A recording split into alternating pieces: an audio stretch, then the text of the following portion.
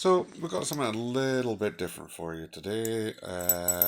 We've got an Iseo on the block, a little F5, usual high-low bitting there, all very nice. Lock works excellently, as you would expect.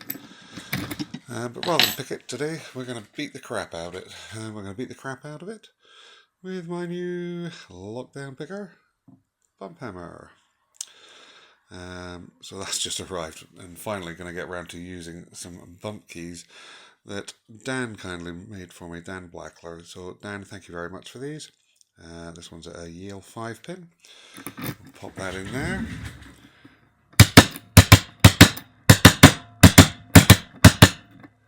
And we are open. Thanks very much, Dan. Much appreciated.